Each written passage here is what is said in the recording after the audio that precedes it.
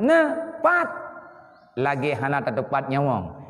nyawang draw teh iduk lang badan han tak tong pegah punya urang tanya empat iduk man na rencana tanya ya setet pat Allah ubin raya dunya nyan kalih gejawab jamun borojis lagi tak pegah tak antara nyawang gepu logika li Abu Hanifah watena tidro awak ateis ataupun tidro PKI awak yang han patih na Tuhan. Wate jawab li Abu Hanifah Tuhannya na Allah na pah alasan kah kapegah na Tuhan gebalik tanya li Abu Hanifah kah udip ku mati udip tho pegah udip kah droku kiban cara kah kapegah droku udip pu alasan hailung na nyawa pertanyaan lu ka jawab nak ku jawab pertanyaan kah kata yang bak lung na Allah ku jawab na lung ku tanya yang bak kah pu udip ku mati ka jawab udip pakan udip alasankah kapegah na nyawa yang git ke pertanyaan lu di mana letak imat bukan di mana letak nyawamu pak hidup intang tah hidup nyawang kah inu aku pegah menyemupat intang tah hidup nyawang inu aku pelumah pat gedang Allah Taala pat Allah Taala lang saahnya aku pelumah bakah kana Abu Hanifah tidak ada oleh Abu Hanifah tidak dia pegah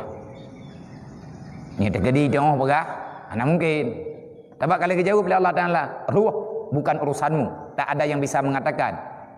tak ada yang bisa memprediksi nyawang indang tak hidup tapi nalang badan ibu alih kafinya menyanyang katanya anak orang pegah tapi ilung udip na nyawang ku yang ke paidu yang ke anak orang pegah ni aku orang pegah aku pegah gejakeun li Abu Hanifah betul man jawabankah ku tanya ilung ke ban ku tanya na Allah Taala na jawaban ka pegah na ilung hana ku dong pegah ikah kiban gejauh lah ni Abu Hanifah hamnya kah hana ku dong pegah hana ku pegah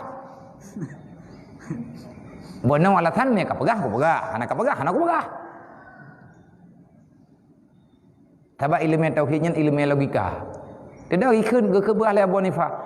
ubena tubuh tanyo iduk nyawang lang badan draw nyawang draw badan draw dumpu wata draw hanta tepat pa iduk nyawang cuman nyobe raya dunia 7 lapis langit 7 lapis bumi hana mo tatung pi na mete na luah mungkin tak pelumah Allah Taala pat raya tatat dunia nya nyan kelaganyan bagi tekadi tak pegah Allah Taala ipulan, tak pegah Allah Taala ipulin, pegah Allah Taala di tagoji, pegah Allah Taala tagoji. Salah. Allah Taala na hana jihad, hana tempat tepatan. Mana dia yang tetap menuan tak berjarawati kau nyadap lagi tak semayang ke barat. Dia kata semayang tanya ke barat, dia tak berjaraw, dia tak menuan bah ibu jarawati. Berarti dia tengah temlekai ya. Kita melaki apa urang tu, berserkah jud, mengkiban tak ke, berserkah jud, mana tu? Adat urang doa lagi kan.